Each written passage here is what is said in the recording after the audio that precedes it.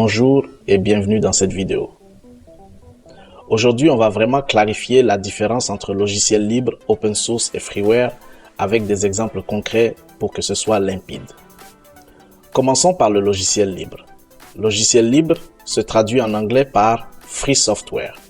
Attention, en anglais, free peut prêter à confusion car il signifie à la fois gratuit et libre. Pour lever l'ambiguïté, on utilise parfois la formule free as in freedom, not as in free beer, qui signifie libre comme dans liberté, pas comme dans bière gratuite. C'est avant tout une question de liberté, pas seulement de prix.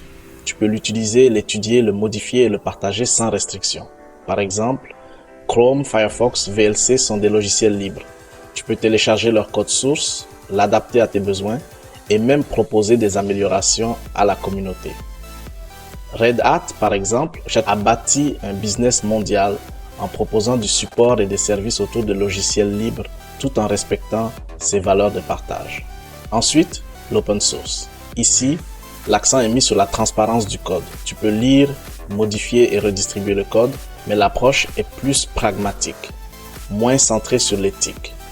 Android et Chromium sont des exemples célèbres d'open source. Leur code est public, chacun peut contribuer, mais certaines parties peuvent rester contrôlées par des entreprises. Enfin, de freeware, appelé en français un logiciel gratuit. C'est un logiciel à utiliser gratuitement, mais tu n'as ni accès au code source, ni le droit de le modifier ou de le partager librement. Skype ou WinRAR sont des freeware connus. Tu peux les installer gratuitement, mais tu ne peux pas voir comment ils fonctionnent, ni les adapter à ta guise. Pour résumer, logiciel libre, c'est la liberté totale. Open source, c'est la transparence et la collaboration.